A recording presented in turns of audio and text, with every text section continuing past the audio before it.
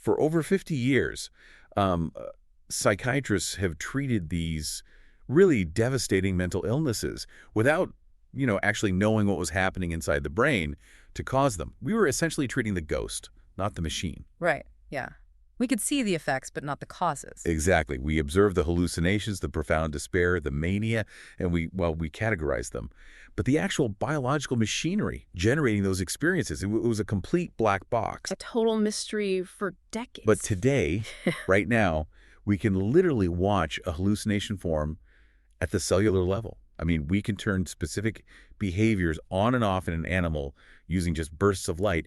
We are moving from observing that ghost to actually reverse engineering the machine. It is, quite frankly, an incredible time to be studying the brain. If you think about it, when you first learn to navigate a new city, you look at a map, and traditional maps are fantastic for giving you the boundaries, right? Yeah, they show you the layout. Exactly. They show you where the commercial district ends and the residential district begins. It's neat, it's color-coded, and it's entirely static. And for a long time, traditional psychiatry, specifically the diagnostic categories we rely on in manuals like the DSM, has functioned exactly like that static, two-dimensional map. Right. It gives you the borders. It basically tells you, this set of symptoms lives in the schizophrenia district, and that set over there lives in the autism district. Spot on. And we should acknowledge that this static map was incredibly useful. I mean, it established a common language for clinicians around the world, Yeah. but it doesn't tell you much about what is actually happening on the ground in real time. It doesn't. And that shift, moving from the static map to the dynamic reality, is the absolute anchor for our deep dive today. Psychiatry, at its very core, is the study of how brain, mind, and experience interact. And how it goes wrong. Precisely. Crucially, how that profoundly complex, beautifully intricate process can sometimes falter. If the DSM is the paper map, modern psychiatric neuroscience is like a live, high-definition satellite feed of the city. Oh, I like that. Yeah, it's showing you the traffic jams on the neural pathways, the power grid fluctuations in the synapses, the biochemical weather systems rolling in. It's dynamic, it's adaptive, and it shows you how all these distinct systems are actively interacting with each other. Welcome to our deep dive into the foundational neuroscience of psychiatry. This is a conceptual synthesis designed specifically for you, the motivated learner, the clinician, the student of the mind. We are so glad you're joining us. We are drawing heavily today from the sweeping structural overview provided in Kaplan and Sadok's comprehensive textbook of psychiatry, specifically the foundational chapter on neuroscience. And it's a vital transition for us to make right at the start of this deep dive. We have to establish unequivocally that the brain is the principal organ of psychiatry. Which sounds obvious. I know, it sounds painfully obvious to say out loud. But historically, clinical psychiatry and basic neuroscience ran on completely parallel tracks. They rarely intersected. They were in different buildings, literally. Quite literally, yes. What we are exploring today is that we are firmly, finally, in an era of explanatory science. We are moving beyond merely naming symptoms. Okay, let's unpack this because the sheer speed of this transition is staggering. There's a brilliant quote in the source text, often attributed to Bill Gates, known as Gates' Law. Yes. It states, most people overestimate what they can achieve in a year, but underestimate what they can achieve in 10 years. That perfectly encapsulates the current landscape of psychiatric neuroscience. To give you some context, the previous edition of the comprehensive textbook this material is drawn from was published back in 2009. Wow, 2009. That feels like a lifetime ago in science. It really is. Think about what has happened in the scientific world since then. The explosion of knowledge, the staggering technological leaps. It's nothing short of a revolution. Yeah. We aren't just talking about incremental updates to old theories. We are talking about paradigm-shifting discoveries that have completely rewritten our understanding of human biology. Which is exactly why we are framing this deep dive as a companion piece to the text. We are here to just read a textbook chapter to you. You can do that on your own time. Exactly. This is about building mental models. It's about taking these incredibly dense, cutting-edge biological concepts and translating them into the language of human experience. So that when you are sitting across from a patient, you are actually thinking differently about their mind and their brain. Precisely. We want to strengthen your clinical reasoning. And a core part of that mental model is recognizing the massive shift we just alluded to. The field of psychiatry is actively moving away from viewing individual patients solely as representatives of static diagnostic categories. So no more just treating the label. Exactly. You are no longer just treating major depressive disorder or schizophrenia as these monolithic, identical entities. You are treating a highly specific, dynamically altered neural system in a completely unique individual. Which brings us to the famous biopsychosocial formulation. If you spend any time in a psychiatric setting, you know this is the absolute bread and butter of clinical formulation, right? Oh, absolutely. We look at the biology, the psychology, and the social environment. But historically, what did we actually mean by the bio component of that triad? That's a really important question to ask because it highlights how much things have changed. Historically, the bio in biopsychosocial was, surprisingly narrow in scope. How so? It generally referred to general medicine, basic clinical neurology, and a working knowledge of psychopharmacology.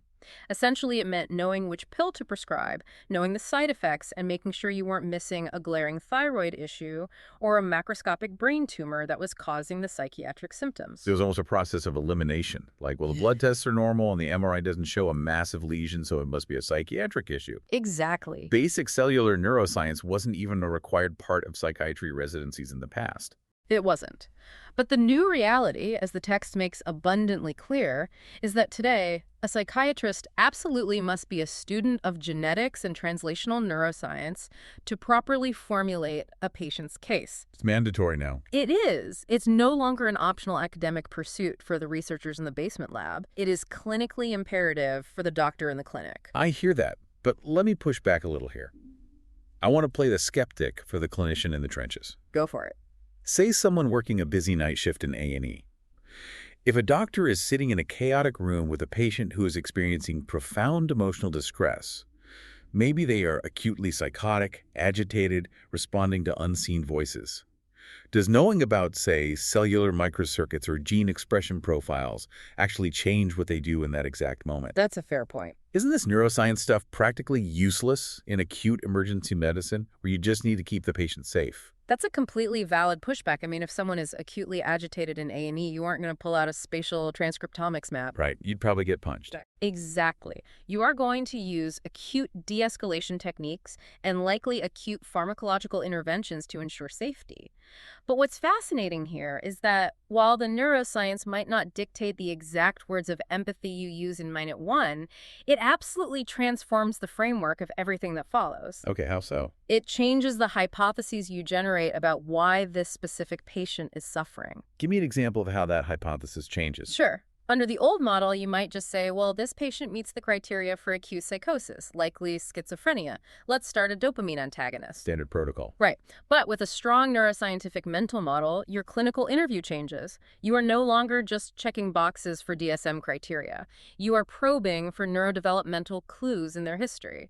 You are looking for specific cognitive deficits that point to particular network dysfunctions. So you're digging deeper. Exactly. If you know that certain types of early childhood trauma physically alter the expression of stress hormone receptors in the brain, which is something we'll discuss later with epigenetics, you ask different questions about their early life. Yeah. You realize you aren't just treating a chemical imbalance of dopamine, you are treating a profoundly dysregulated stress response system. So it moves us away from this generic trial and error prescribing. It's the difference between just throwing a blanket painkiller at a patient because their knee hurts, versus actually understanding the intricate biomechanics of their gait, the wear on the cartilage, the specific inflammatory markers to fix the underlying structural issue. Exactly that. It pushes us towards systematized, personalized medicine. You match the intervention to the biological mechanism, not just the surface-level symptom. Which is huge. It is. And the tools we now have to actually understand that structural issue in the live working human brain are simply staggering. We are currently riding the wave of a massive technological vanguard that the text highlights. Yes, let's get into the technology, because the source text lists some of these new tools, and honestly, they sound like pure science fiction. They really do. We're talking about optogenetics, dreadlates, CRISPR. These are the actual tools translating biology into experience. But let's not just list them. We need to explain how they actually work, because it's easy to throw around acronyms, but How do these things actually help a psychiatrist? Let's do it. Let's start with optogenetics. What is it and how does it work? Optogenetics is arguably one of the most important breakthroughs in modern neuroscience. At its core, it's a technique that allows scientists to turn specific individual neurons on or off using nothing but light. Wait, pause. Using light. Human brains don't respond to light like that. I mean, our neurons don't have little solar panels on them. Exactly, they don't. And that's where the genius of the technique lies. Scientists borrowed a trick from a type of green algae. Yeah, algae. It swims towards light to photosynthesize, and it does this using a specific protein. It's a light-sensitive ion channel called channel rhodopsin.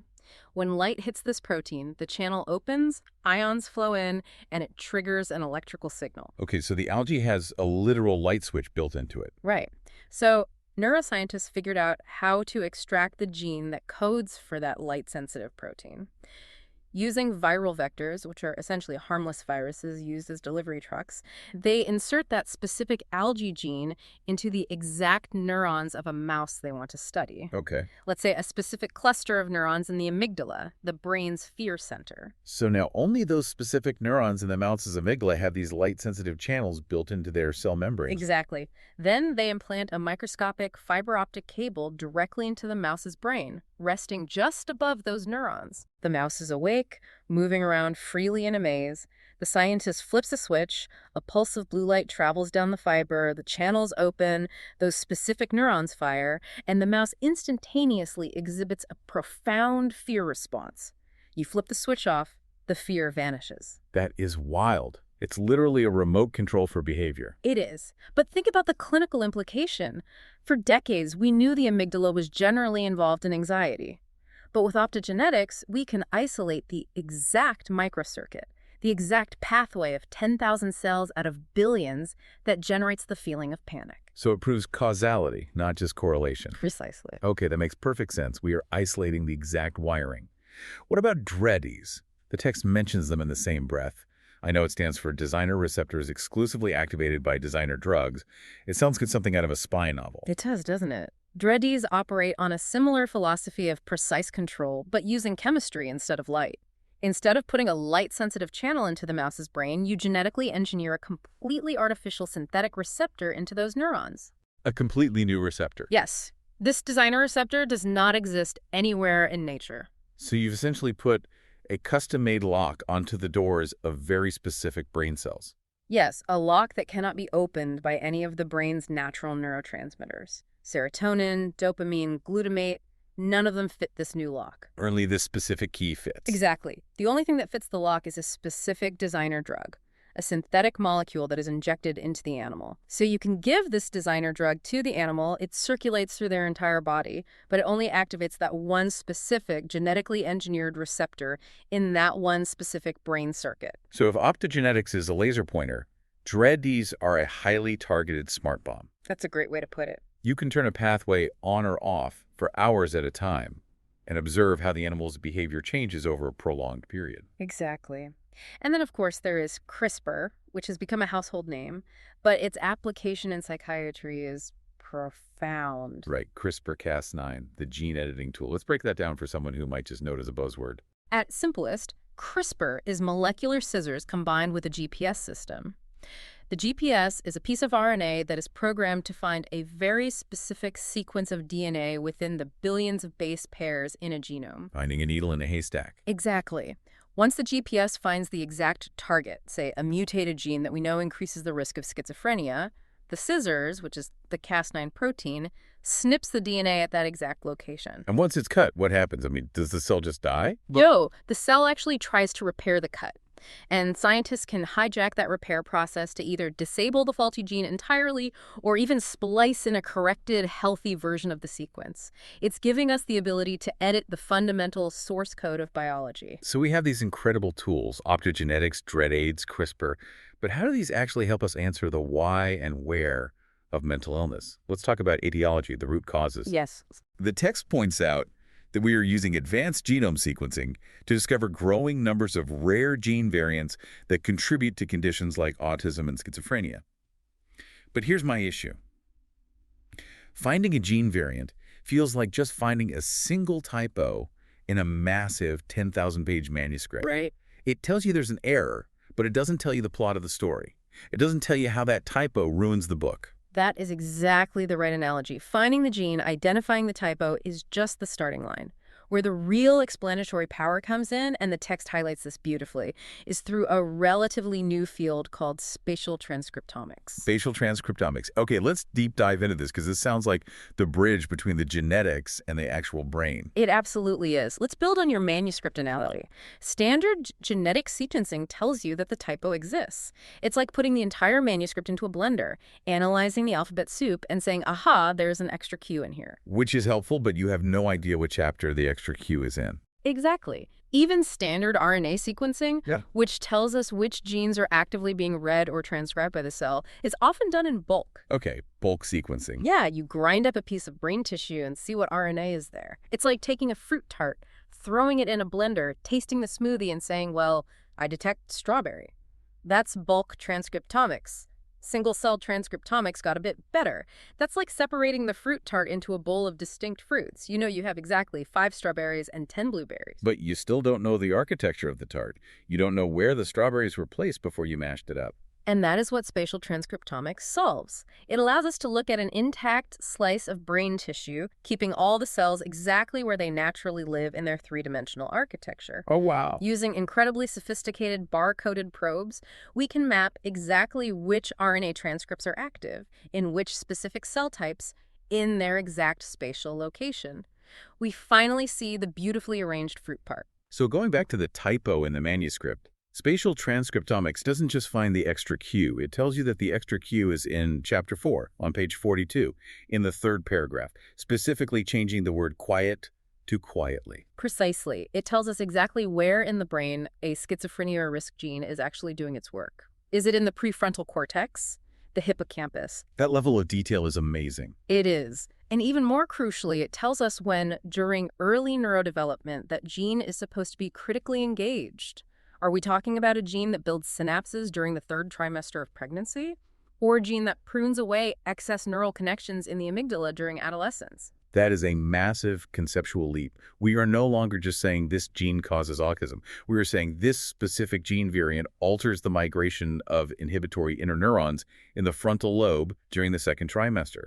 We're mapping the exact hour the faulty page was bound into the book. And the clinical meaning of this level of precision is profound. This sets the absolute stage for genuine disease-modifying interventions. Like the parallel drawn in the text with Mendelian disorders. They mentioned spinal muscular atrophy, or SMA. Yes, a great example. For years, SMA was a devastating, often fatal pediatric condition. We could only really manage the symptoms, help with breathing, physical therapy.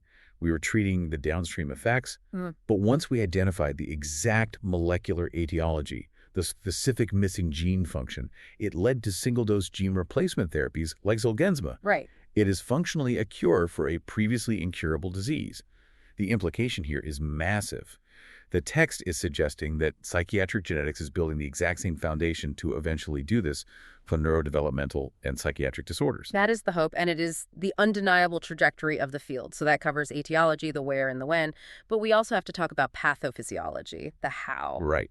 Because even if I know a gene variant caused an interneuron to migrate incorrectly during the 2nd trimester, how does that microscopic cellular level change actually become something as complex, subjective, and devastating as major depressive disorder at age 30? It's a huge gap to bridge. How does a misfiring microcircuit turn into the overwhelming feeling of utter hopelessness? What is the bridge there? This is where the field of computational psychiatry comes in, and it's where we integrate all that raw data we've been talking about. You take the optogenetic studies proving causality in animals, the functional neuroimaging studies showing network activity in humans, the intracortical physiology data recording the electrical spikes. We feed all of this into advanced computational models. So we are creating mathematical models of psychiatric symptoms. Yes. For the first time in history, we can rigorously, mathematically describe the relationships between the activity of individual neurons, the larger macro networks they form, and the resulting complex behavior. Give me a tangible example. Well, for instance, we can map the exact circuitry of reward prediction in the brain. How the brain anticipates something good happening, which is mediated by dopamine projections to the striatum. And if that specific circuit is computationally altered, if the algorithm is broken, the brain literally cannot predict or process reward. Exactly. And that computational deficit translates directly to the clinical symptom of anhedonia, the profound inability to feel pleasure, which is a core, devastating feature of severe depression. We are mapping the biology of the subjective experience. And we really need to emphasize to the listener that this isn't just academic theory happening in an ivory tower somewhere. There is an incredible, tangible payoff to this research that the text highlights. There is real treatments. We are seeing therapeutic breakthroughs right now that are redefining our understanding of disease. The discovery of the rapid antidepressant effects of ketamine and psychedelics is the prime example here. For decades, our standard antidepressants, the SSRIs, the SNRIs, they took weeks, sometimes months to show a clinical effect. Now we are seeing profound shifts in mood and suicidality in a matter of hours. And what's crucial to understand is that these aren't just faster versions of old drugs. They represent entirely new mechanisms of action. Let's look at how SSRIs work compared to ketamine. SSRIs increase the amount of serotonin floating around in the synaptic cleft. They are largely neuromodulators, but studying how ketamine works has shed entirely new light on the neurobiology of stress itself. Because ketamine targets glutamate, not serotonin, right? Correct.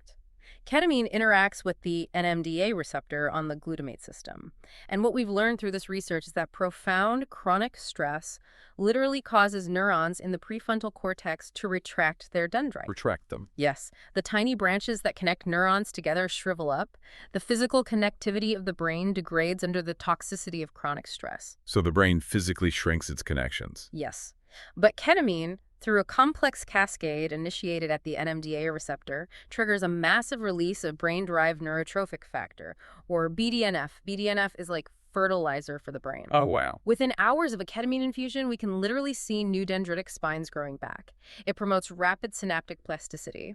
It shows us that the brain can rapidly rebuild the physical connections that stress has eroded. That is incredible. And this era of mechanistic research directly yielded the first genuinely novel, mechanistically distinct antidepressants in over 50 years.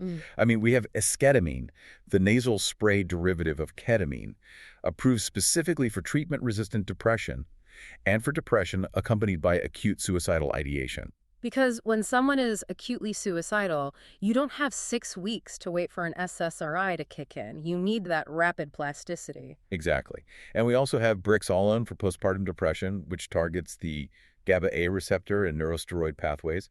That's a completely different biological target. These aren't just rebranded Prozac. They're fundamentally different tools targeting fundamentally different biological pathways. Which perfectly illustrates why sticking rigidly to the old static maps of the DSM is no longer sufficient. When you truly understand the shifting dynamic nature of the biology, you realize that clinical manifestations are rarely as clean or compartmentalized as the textbooks suggest. The borders between those districts blur heavily. They blur constantly. Okay, here's where it gets really interesting, because the author of the text shares a highly specific case study from a Yale Psychiatry Residence Conference that perfectly illustrates this blurring of lines.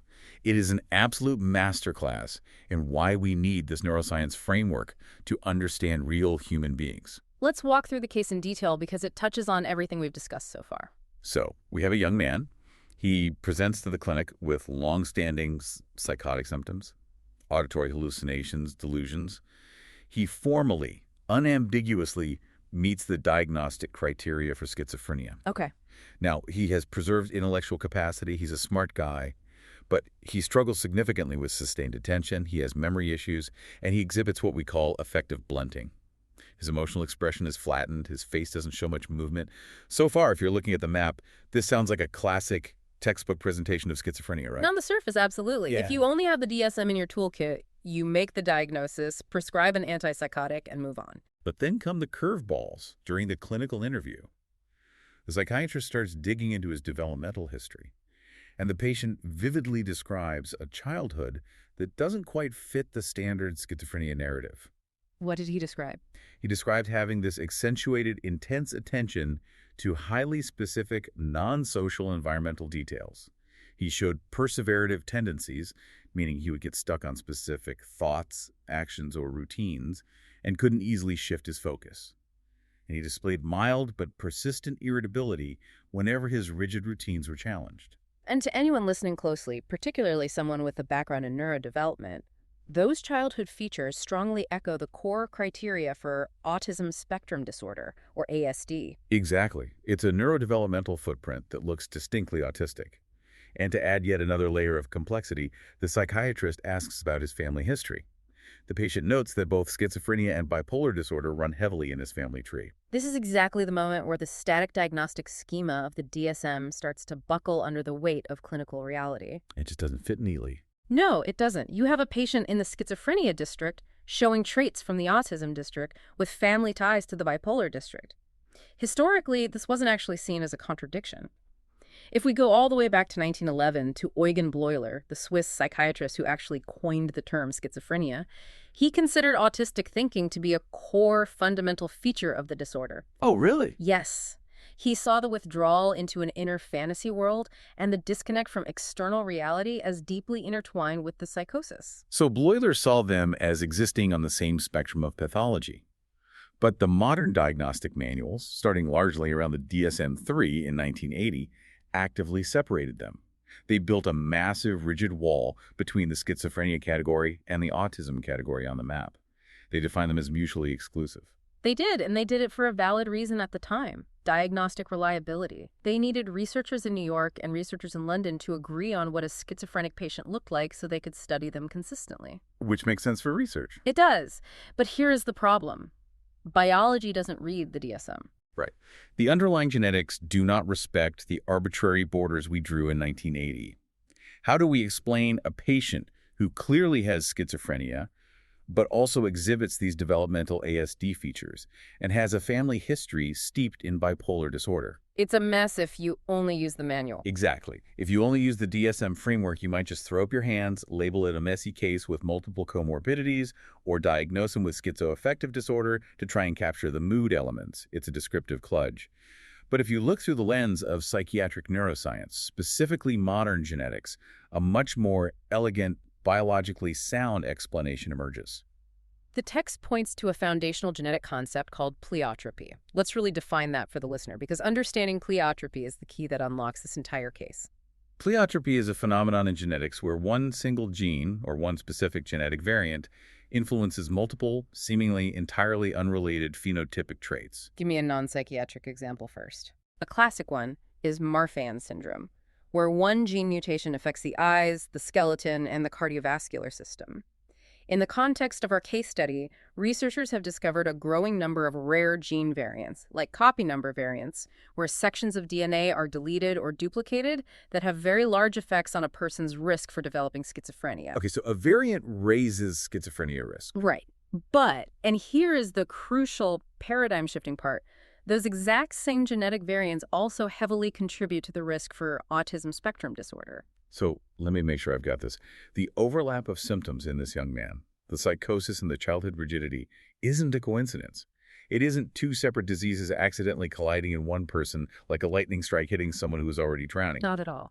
It is the biological expression of pleiotropy, the exact same underlying genetic architecture, the same fundamental vulnerability in neurodevelopment is manifesting as both psychotic features and neurodevelopmental autistic features. Exactly. It's one biological vulnerability casting two different clinical shadows. And the connection to bipolar disorder in his family history is equally grounded in the biology. When researchers run large-scale genome-wide association studies, or GWASs... Wait, let's explain GWAS quickly. That's when they scan the genomes of hundreds of thousands of people, right? Yes. They look at millions of tiny genetic variations, single nucleotide polymorphisms, or SNPs, across the genomes of, say, 100,000 people with bipolar disorder and compare them to 100,000 people without it. Okay. They create what's called a Manhattan plot, a graph that looks like a city skyline, where the skyscrapers show the specific regions of the genome most strongly associated with the disease. And what these massive GWAS studies have revealed is shocking to traditional diagnosticians. There are numerous skyscrapers, specific regions of the human genome that heavily increase the risk for both schizophrenia and bipolar disorder. The genes don't care about the clinical boxes. The genetic risk factors simply do not respect the clinical boundaries we have drawn. So an understanding of genetics gives clinicians the permission, and honestly the mandate, to think outside the rigid boxes of the manual. When a patient's presentation conflicts with the DSM, it isn't because the patient is atypical or wrong. It's usually because the manual is a gross simplification of a much more complex, intertwined biological reality. Precisely. And this neurobiological understanding doesn't just explain the why of the symptoms, it practically informs the clinical reasoning regarding how we treat the patient. Which brings us to the most practical, actionable part of this case study, reviewing the patient's actual medication list. Right. Let's look at the psychopharmacology here, because this is where the rubber meets the road. The patient reported during the interview that clozapine was the most effective medication he had tried for managing his psychosis. Now, clozapine is well known as the gold standard for treatment-resistant schizophrenia. It's a heavy-duty, atypical antipsychotic. It is. But he wasn't just taking clozapine. He was also taking two other medications concurrently, lamotrigine and valproate. Both of these are anticonvulsants, seizure medications, that are also used as mood stabilizers. Yeah. Now, if I'm looking at this from the outside, I have to ask, why on earth would a doctor add two seizure medications to a powerful antipsychotic for a patient whose primary issue is schizophrenia? This is exactly where expert clinical reasoning, grounded deeply in translational neuroscience, separates good rational medicine from habitual reflexive medicine. Let's unpack the addition of lamotrigine first. On the surface, it looks like just adding another pill, but there's actually a very strong, highly specific, mechanistically sound biological rationale for this combination. Okay, lay out the mechanism for me. Why lamotrigine? It comes back to the NMDA receptor we discussed earlier, the one involved in the glutamate system. We know from both robust animal models and human clinical evidence that lamotrigine has a unique property. It can attenuate or weaken the downstream effects of psychotogenic NMDA receptor antagonists. Let's translate that. A psychotogenic NMDA receptor antagonist is something that blocks the NMDA receptor and causes psychosis, like ketamine in high doses, or PCP. Exactly. When those receptors are blocked, it leads to a paradoxical hyperactivity in certain downstream cortical circuits, largely by inhibiting the interneurons that normally keep the system calm. This massive wave of unregulated glutamate release in the cortex strongly correlates with psychotic symptoms and cognitive deficits. So it's a glutamate storm. Yeah, exactly. And lamotrigine decreases this excessive presynaptic release of glutamate. It stabilizes the neural membrane. It helps counter that specific mechanism of NMDA hypofunction, which we believe is a core component of the neurobiology of schizophrenia, alongside dopamine dysfunction. So while lamotrigine isn't a general standalone antipsychotic, you wouldn't just give it as a first-line treatment for acute psychosis. It makes deep biological sense to use it as an augmentation strategy for symptoms that are highly resistant to standard dopamine-blocking agents, like clozapine. Precisely. You are targeting a completely different neurotransmitter system, modulating glutamate, rather than just hammering dopamine receptors. And there is a second, highly practical clinical reason for this specific combination. What's that? Higher doses of clozapine, which are very often needed in severe resistant cases like this one, carry a well-known dose-dependent risk of inducing seizures. So adding an anticonvulsant like lamotrigine acts as a protective, prophylactic shield against that specific side effect, while simultaneously potentially augmenting the antipsychotic efficacy through the glutamate system. That's brilliant. It is an elegant, dual-purpose intervention backed by fundamental basic science. That is beautiful clinical logic. That is the good clinical reasoning. But then the author of the text turns their attention to the other medication on the list, valproate. And the verdict on valproate is very different. Yes. While there is a strong mechanistic and clinical rationale for lamotrigine, there is a glaring lack of compelling efficacy data for using valproate as an adjunctive treatment in this specific scenario of treatment-resistant schizophrenia. So why was he prescribed it? The doctor must have had a reason. The author acutely notes that this prescription is likely driven by what we call pharmacoepidemiologic data. Which means? That is a very polite academic way of saying entrenched prescribing habits. Over time, it became culturally common in some psychiatric wards and clinics to throw valproate at complex psychotic cases. Perhaps the prescriber saw the family history of bipolar disorder and reflexively added a mood stabilizer. Perhaps the patient had a moment of agitation on the ward and valproate was added to sedate them, and it just never got removed. It happens out of desperation or habit. But, crucially, it is not rooted in a targeted understanding of the neurobiology underlying this specific patient's symptom cluster. So it highlights the absolute difference between rational polypharmacy, which is combining multiple medications based on synergistic complementary mechanisms of action like clozapine and lamotrigine, and habitual polypharmacy, which is just stacking pills because it's what you've seen other people do or because you are treating the label rather than the mechanism. Exactly. And the ultimate synthesis of this entire case study is that a deep foundational background in neuroscience informed absolutely every aspect of the consultation. It wasn't just background knowledge, it was the operating system. It fundamentally changed the approach. It shaped the highly specific questions the psychiatrist asked about the patient's childhood eccentricities, it generated the hypothesis about pleiotropy to explain the overlapping syndromes, and it provided a sharp, critical, mechanistic lens to evaluate and refine the ongoing treatment plan. So what does this all mean for the clinician moving forward? It means you need a comprehensive mental map of the actual biological landscape. And to help the learner build that map, the author structured the 30 neuroscience chapters in this textbook to cover the entire waterfront of modern progress. Let's rapidly review the structure of that landscape so you, the listener, has a framework for all the deep dives that follow in this series. The structure of the textbook builds incredibly logically, starting from the foundation and moving upward in complexity.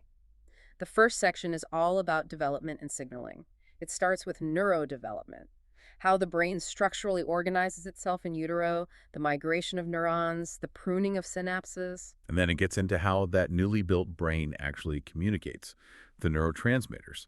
You've got your amino acids like glutamate and GABA, the brain's main on and off switches. You've got your monoamines, the classic psychiatric targets like dopamine, serotonin, and norepinephrine. You have neuropeptides, which act as slower modulators. And crucially, the neurotrophic factors we mentioned earlier, like BDNF, that help neurons survive, grow, and adapt. And importantly in this section, it focuses heavily on intraneuronal signaling. Psychiatry used to be obsessed only with the synapse, what neurotransmitter is hitting the outside of the receptor. Just the surface level. Right. But modern neuroscience is equally concerned with the complex, cascading chemical reactions triggered inside the neuron itself once that receptor is activated. How does a serotonin molecule hitting a receptor on the surface ultimately travel down into the nucleus and change which genes the cell is expressing? That is signal transduction. From there, the text moves into homeostatic and appetitive mechanisms. These are the evolutionary ancient systems that regulate the fundamental, vital drives of life. We are talking about the neural mechanisms of sleep, the processing of pain, the regulation of appetite and feeding behavior. It covers chronobiology, our internal circadian clocks housed in the suprachiasmatic nucleus. And crucially, it dives deep into psychoneuroendocrinology, how the brain controls hormones and immune-brain interactions. I want to highlight that last one, because immune-brain interaction is huge. The idea that peripheral inflammation, an immune response in your body, is directly implicated in psychiatric conditions like depression is completely revolutionizing the field. We now know that inflammatory cytokines can cross the blood-brain barrier, activate microglia, the brain's immune cells, and those microglia can actually start pruning away healthy synapses, leading directly to depressive phenotypes. It's a profound connection. These homeostatic mechanisms aren't just background bodily functions. They are actively involved in nearly every psychiatric condition we treat. Absolutely. Next, we zoom out to the massive data-heavy layers, what the text calls the omics and the environment. Right. Genomics, which looks at your baseline genetic variation. The transcriptome, which we discussed, looking at which genes are actively being transcribed into RNA. And the proteome, the resulting proteins that do the actual physical work inside the cells. But the most crucial insight in this section for psychiatry, and perhaps the most philosophically profound, is epigenomics. This is the exact physical intersection where biology meets the lived environment. I love this concept. Let's really break it down. Epigenomics explains how environmental exposures, things like profound early life trauma, chronic stress, abused substances, or conversely, highly rewarding, nurturing, and enriched environments can produce lasting physical changes in how your genes are expressed without ever altering the underlying DNA sequence itself. It's not changing the code, just how it's read. Exactly. Think of it this way. Your DNA sequence is like the physical keys on a piano. It is fixed. You are born with it. You can't change the keys. But epigenetics is the sheet music written by your life experiences. It literally dictates which keys are played, how loudly they are played, and when they are played. That is a perfect analogy. And biologically, this happens through mechanisms like DNA methylation or histone modification. The environment literally causes chemical tags to be attached to the DNA, which tightly spools up certain genes so they can't be read, or unspools others so they are constantly active. Leaving a physical mark. The environment leaves a permanent molecular signature on the genome. It is the literal biological mechanism of trauma. A severe trauma can attach a methyl group to a gene that regulates stress hormones, leaving that person permanently hyperreactive to stress for the rest of their life. But crucially, it is also potentially the biological mechanism of resilience and recovery, because epigenetic tags can be modified by positive interventions, therapy, and safe environments. It's astounding, really. Finally, the text explores systems and computational psychiatry. This is where we look at the massive brain-wide networks using macroscopic tools like functional MRI, PT scans, and high-density EEGs. Right. We take all this micro-level data from the genes and synapses and use advanced computational modeling to understand the highest-order functions of the human experience. How we learn, the reinforcing mechanisms of addiction, the circuitry of social cognition, and even the neurobiological foundations of our sense of self. We are trying to bridge the gap between a firing neuron and a conscious thought. It is breathtaking in its scope. Which brings us to our key takeaways for this deep dive. When you step back and look at the sheer scale of the system we have been discussing, it is almost terrifying in its complexity. We are talking about a physical organ weighing about 3 pounds, containing approximately 86 billion neurons. Connected by hundreds of thousands of kilometers of myelinated axons. And communicating across well over a quadrillion individual synapses. A quadrillion. The mathematical combinations of activity, the potential states the brain can be in, are functionally infinite. Which leads to a vital concluding point from the author, the call for absolute humility. If we connect this all to the bigger picture, despite the dizzying, exhilarating pace of progress, despite CRISPR and optogenetics and functional neuroimaging, the most fundamental aspects of neuropsychiatric pathophysiology remain, in many ways, beyond our current complete grasp. We have pieces of the puzzle, but not the picture on the box. We know so much more than we did in 2009. The progress is undeniable, but we are still standing on the shore of a very deep, very dark ocean. The text explicitly warns clinicians against two extremes. We shouldn't be entirely put off by the staggering complexity and retreat to old, simplistic models, but conversely, we shouldn't be overly seduced by the explanatory power of new science into thinking we have all the answers. We have to balance it. We often vastly overestimate what we currently know, but more dangerously, we underestimate the sheer monumental challenge of truly understanding the etiology, treatment, and ultimate prevention of complex mental illness. We have a scientific and humanistic imperative to keep pushing the boundaries forward, to keep searching for better treatments, but we must do so with profound humility and respect for the unknown. And I want to leave you with a final provocative thought to mull over, building on what we've discussed. We talk about epigenomics. The undeniable biological reality that our physical environment, our social context, our socioeconomic status, and our life stressors literally chemically dictate how our brain's biology is physically expressed. The outside world chemically rewrites the function of the inside brain. If that is true, can we ever truly, cleanly separate the concept of mind from the brain? Or, more practically for the clinician, can we ever truly separate the person from their social context?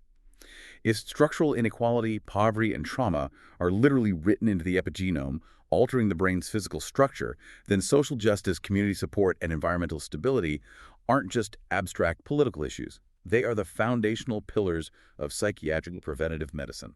It is a profound shift in perspective. You simply cannot treat the brain in isolation without treating or at least acknowledging the environment that physically shaped it. All right, before we wrap up, let's do a quick rapid-fire recap to make sure these mental models actually stuck. I want to test myself here, and you, the listener, can play along. We've covered a massive amount of conceptual ground. I'm going to run through some key concepts, and let's see if we can nail the takeaways based strictly on today's deep dive. Sounds good. Let's review the core concepts. Okay, first one. We talked about the speed of scientific progress and that, quote, Gates' law. The idea is that we tend to overestimate what we can do in a year, but we vastly underestimate progress over what specific time frame? A decade. 10 years. The leap from the 2009 edition of the textbook to today proves that we consistently underestimate how much the paradigm can shift in just 10 years. Spot on. Okay, next. In the case study of the young man, what was that highly specific genetic concept we discussed to explain the overlap of his schizophrenia symptoms and his childhood autism traits? The idea of one vulnerability, multiple shadows. That is pleiotropy, the crucial phenomenon where a single gene or genetic variant influences multiple, seemingly unrelated phenotypic traits or disease risks. Got it. Pleiotropy. Now, regarding his medication list, what was the evidence-based mechanistic rationale for adding the anticonvulsant lamotrigine to his antipsychotic clozapine? It wasn't just random, it targeted a specific receptor. Right. Lamotrigine attenuates the downstream effects of psychogenic NMDA receptor antagonists, so it provides a rational biological basis for augmenting efficacy against resistant psychotic symptoms. And crucially, it also protects against the dose-dependent seizure risk associated with high-dose clozapine. The elegant dual-purpose intervention. Okay, question 4. Which specific emerging field of study provides the actual biological path for environmental exposures, like severe stress or trauma, to produce lasting changes in gene expression without altering the underlying DNA sequence, the sheet music to the piano? Epigenomics. It is the molecular chemical bridge between lived experience and genetic expression. Finally, taking a step back to view the whole landscape. According to the author, the growing mechanistic understanding of the neurobiology of psychiatric disorders is actively pushing the entire field away from what traditional clinical practice. It is pushing us forcefully away from viewing individual patients solely as representative of static, mutually exclusive diagnostic categories, like those strictly defined in the DSM. Modern psychiatry requires integrating these biological mechanisms into highly individualized, dynamic clinical formulations. How did you do playing along? If you stumbled on any of those concepts, don't worry. This is dense, complex, paradigm-shifting material. I strongly encourage you to return to the source chapter. Read Crystal's foundational work alongside this audio companion. Let the mental models we built today guide you through the dense thickets of the biology. Keep asking why. Keep pushing to understand how. And never, ever lose sight of the unique, complex human being sitting across from you. Here are the details of this episode. The Neuroscience of Psychiatry. Byline. From circuits to consciousness, how biology becomes experience and why it sometimes breaks.